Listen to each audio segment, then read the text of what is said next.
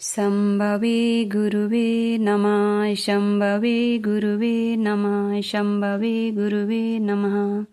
प्रणाम करती हूँ अपने जगत गुरु शिव गुरु माँ भवानी के चरणों में मेरा प्रणाम स्वीकारो। प्रणाम करती हूँ साहब दीदी के चरणों में मेरा प्रणाम स्वीकारो। प्रणाम करती हूँ आप सभी गुरु भाई बहनों के चरणों में।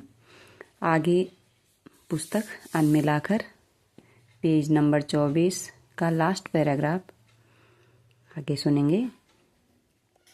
रात के करीब 10:30 बजे नियत समय पर स्टेशन चौक के पास हरिंद्रानंद रामेश्वर सर की प्रतीक्षा कर रहे थे।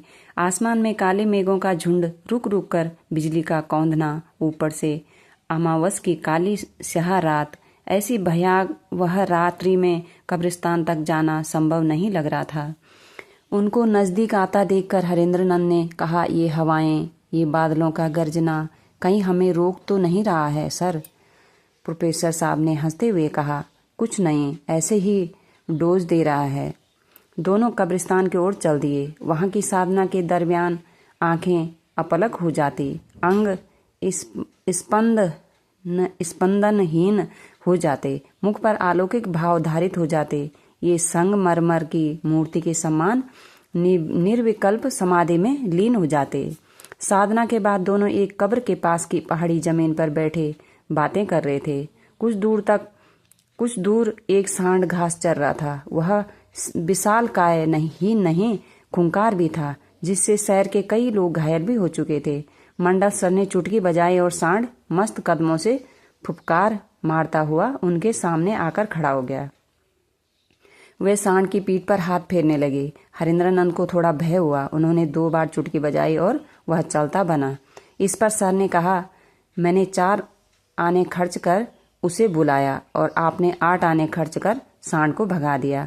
बात ठीक नहीं है। बदलते समय और हालात ने इनकी सोच में परिवर्तन ला दिया था।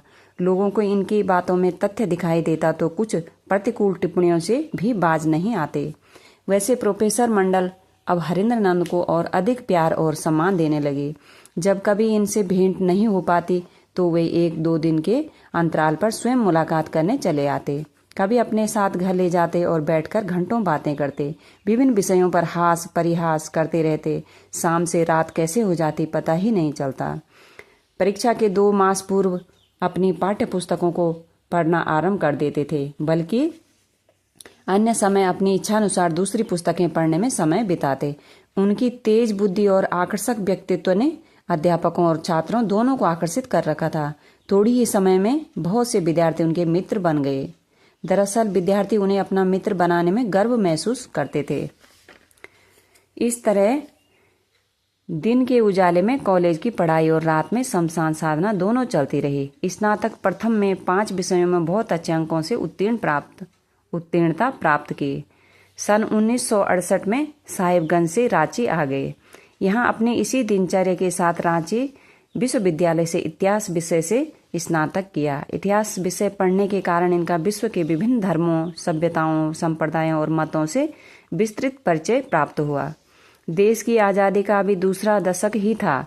फलतः पाठ्यक्रम और तत्कालीन शिक्षा पद्धति पाश्चात्य प्रभाव से पूरी तरह मुक्त नहीं हुई थी।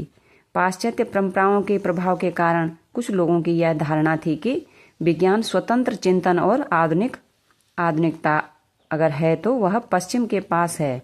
हमारे प्राचीन मनीषियों और उनकी मान्यताओं से अध्यात्म सीखा तो जा सकता है, परंतु अंधविश्वास और दुर्बलता की धूल भी जम गई है।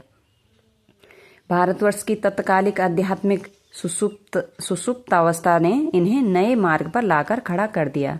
अवसर पाते ही भारतीय धर्म दर्शन सहित विश्व के लगभग सभी धर्मों, संप्रदायों, मतों एवं समाज के विषय में बहुत कुछ पढ़ लिया।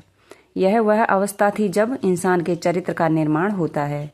इनके चरित्र का निर्माण जो साहिबगंज में शुरू हुआ था, वह यहाँ चरमावस्था को प्राप्त कर रहा था। बाबूजी ने भी अपने अति परिश्रम से जो ज्ञान अर्जित किया था, वह अब तक इन्हें सौंप चुके थे। इसलिए पुस्तकों के चयन में किसी मार्गदर्शक की आवश्यकता नहीं पड़ती।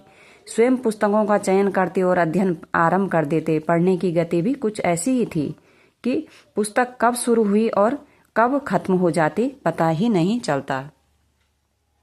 काफी दिनों तक अनावरत अध्ययन के बाद चिंतन के क्षितिज पर शमशान यात्रा की आदत छूट जाने का भय मंडराने लगता। तो यहाँ भी कभी कभी शमशान जाते, लेकिन ज्यादा समय पुस्तकों के अध्ययन में ही देते।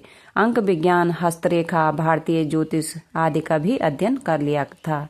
इसलिए अपने अनुभव और ज्ञान के आधार पर सटीक भविष्यवाणियां भी करने लगे। रांची कॉलेज हॉस्टल के कई मित्र उटपटांग आदतों के कारण इन्हें जादूगर भी कहने लगे थे।